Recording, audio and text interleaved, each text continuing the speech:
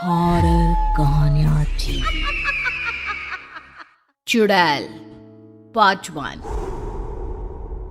ऊंची ऊंची पहाड़ियों और घने जंगल से घिरा हुआ भैरवगढ़ गांव काली पहाड़ी के ठीक पीछे था। काली पहाड़ी यानी मौत का घर। भैरवगढ़ गांव तक पहुंचने का रास्ता बेहद दुर्गम था। लगभग 24 घंटे घने तूफान और तेज हवाओं की वजह से वहां के वीराने माहौल की कहानियां लोगों के दिलों को दहला देती थी। ऐसे बहुत कम लोग थे जो भैरवगढ़ गांव तक जाने की हिम्मत करते थे। लोगों का कहना था कि इस गांव के आसपास बुरी आत्माओं का साया मंडराता है। गांव के रहने वाले लोगों ने वैसे तो अपनी आंखों से किसी बुरी आत्मा या साये को नहीं देखा था, लेकिन गांव का बच्चा बच्चा इस बात को महसूस कर सकता था कि गांव के ऊपर कोई तो खौफनाक साया मंडरा रहा है। और उसकी वजह ये थी कि उस गांव में जैसे ही कोई लड़का 18 साल का होता, उसके 18वें जन्मदिन की रात ठीक 12 बजे अकस्मात उसकी मौत हो जाती। हर बार ये मौतें बड़े ही रहस्यमयी ढंग से होती और इस बार सरपंच सुमेर के बेटे को 18 साल होने में अब बस 15 दिन बाकी थे। अजी सुनते हैं, हमारा बेटा भी कुछ दिन बाद 18 साल का हो जाएगा। कहीं वो डायन उसे भी खा गई तो। कैसी बातें कर रही हो? जब वो इस गांव में ही नहीं है तो कोई भी डायन या बुरा साया उसका कैसे कुछ बिगाड़ सकता है? उसे कुछ नहीं होगा। हाँ जानती हूँ, आपने उसे पढ़ाई के बहाने इस गांव से बाहर निकाल शहर भेज दिया है, लेकिन ये भी तो सच है ना कि वो बार बार यहाँ आने की जिद करता रहता है।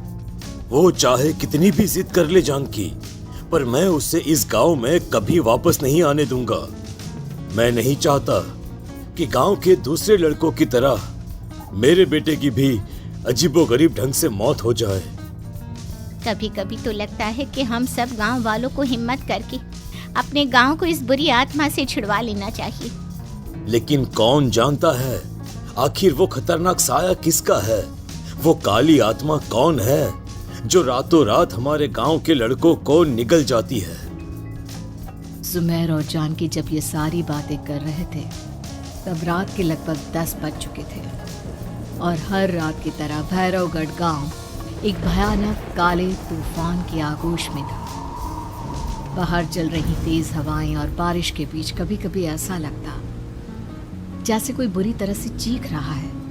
किसी के तड़पने और चीखने की आवाजें गांव के कानों में बार बार टकराती, पर वहां रहने वाले किसी भी औरत या आदमी के अंदर इतना साहस नहीं था कि वो अपने घर से बाहर कदम रख के उन आवाजों तक पहुंच सके। सो जाओ जानकी और घर के खिड़की दरवाजे कसकर बंद कर दो। अब जानकी सब खिड़कियां ठीक से बंद करने ही लगती है कि तभी उसे अपने घर के दरवाजे पर जोर जोर से खटखटाने की आवाजें सुनाई देती है। इन आवाजों को सुनकर जानकी और सुमेर के चेहरे डर से पीले और हाथ पैर ठंडे पड़ जाते हैं। जानकी, जानकी, इतनी रात कौन होगा? पता नहीं, ऐसा लग रहा है कोई बुरी तरह से दरवाजा खटखटा रहा है। अरे हाँ, पर किसी की आवाज भी तो नहीं आ रही। क्या करूं? दरवाजा खोल लूं या नहीं? कहीं ऐसा ना हो कि किसी को हमारी मदद की जरूरत हो। लड़खड़ाते कदमों से सुमेर दरवाजे के करीब जाता है और अपने कान को दरवाजे पर रख धीरे से आवाज देते हुए पूछता है, कौन कौन है? कौन है वहां? तभी एक बेहद डराने वाली आवाज उसके कानों से टकराती है। दरवाजा खोलो, दरवाजा खोलो, वरना आज की रात इस गांव में कोई जिंदा नहीं बचेगा। मैं जानती हूँ तुम्हारा बेटा 18 साल का होने वाला है। अगर उसकी जान की जरा भी परवाह है तो दरवाजा खोल दो। इस आवाज को सुनते ही सुमेर घबरा कर पीछे हट जाता है और जानकी को पूरी बात बताता है। कहीं वो डायन हमारे घर तक तो नहीं पहुंच गई? अब हम क्या करेंगे? मुझे दरवाजा खोलना ही होगा जानकी। मेरे पास अब कोई रास्ता नहीं है। इतना कहकर सुमेर डर से अपनी दोनों आंखें कसकर बंद करता है और कांपते हाथों के साथ झटके से दरवाज़ा खोल देता है। तभी किसी के जोर से हंसने की आवाज़ सुमेर और जानकी को सुनाई देती है। उस आवाज़ को सुन दोनों दरवाजे की तरफ देखते हैं और सामने अपने बेटे राहुल को खड़ा देख दंग रह जाते हैं। राहुल के हाथ में उसका मोबाइल होता है जिसमें से वो आवाज़ बज रही थी। ये क्या मजाक है? और तू यहाँ, तुझे मना किया था ना गांव में आने को, समझ में नहीं आता क्या? 18 साल का होने वाला है तू। माँ, आप लोग भी पता नहीं किन अंधविश्वास भरी बातों पर भरोसा करते हैं। क्या मैं अपने घर नहीं आ सकता? आप लोगों से नहीं मिल सकता? देख बेटा, हमने तुझे किसी वजह से ही इस गांव से दूर रखा था और यहाँ आकर तूने अच्छा नहीं किया। चल चल चल, मैं तुझे अभी के अभी वापस शहर छोड़कर आता हूँ। ओफो पापा, आप बेकार की बातों से परेशान हो रहे हैं। बाहर इतना तेज अंधड़ तूफान चल रहा है, कहीं जाने की जरूरत नहीं है। मैं बस आप लोगों से मिलने आया हूँ, कुछ दिन रहकर चला जाऊंगा। दिमाग खराब हो गया है इस लड़के का, नहीं जानता कि इस गांव में ये सुरक्षित नहीं है। किसने कहा था तुझे यहाँ आने को? ये आवाजें सुन, बाहर से जो आवाजें आ रही है तुझे सुनाई नहीं देती क्या? अरे माँ, जब जोर से तूफान चलता है, तेज हवाएं चलती हैं, तो इसी तरह की आवाजें आती हैं। ये बहुत नॉर्मल है माँ। नॉर्मल होगी तेरे लिए बेटा। 4 दिन शहर में पढ़कर आया है तो अपने माँ बाप की बात नहीं मान सकता। माँ, मुझे अभी बहुत जोरों से भूख लगी है, पहले कुछ खिला दो, और रात भी बहुत हो गई है। हम इस बारे में कल बात करते हैं, ठीक है?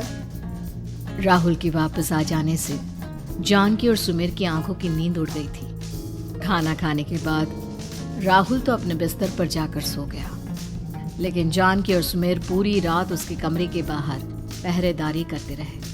उन्हें पल पल इसी बात का डर था कि कहीं उनके बेटे को कुछ हो ना जाए। रात बीतती है, सुबह का सूरज निकलता है।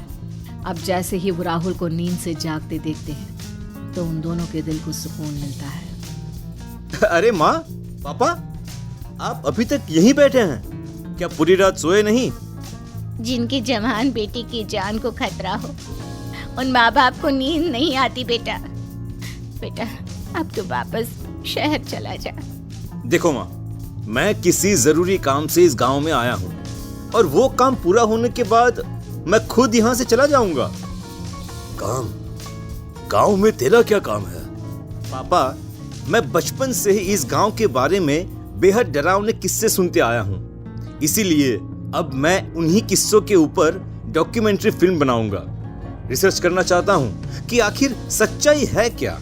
हे भगवान, लो जी, सुन लिया, और भेजो इसे पढ़ने के लिए शहर। मैंने आपसे पहले ही कहा था, मेरी बहन के पास दूसरे गांव भेज दो।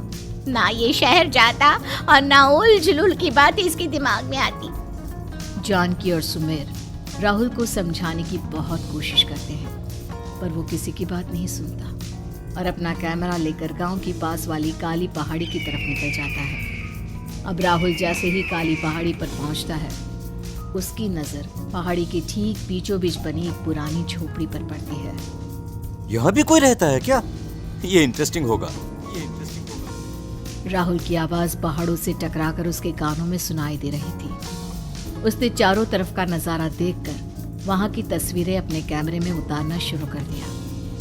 तभी अचानक राहुल ने अपने कैमरे में खींची हुई तस्वीर को जूम करके देखा, और उसमें उसे जो नजर आया वो देखकर राहुल की होश उड़ गए। क्या सचमुच उस गांव के ऊपर किसी बुरी आत्मा का साया था? क्या राहुल की जान बच पाएगी? क्या देखा था राहुल ने उस फोटो में जिसे देखकर वो दंग रह गया? इन सवालों के जवाब जानने के लिए देखिए इस कहानी का अगला भाग।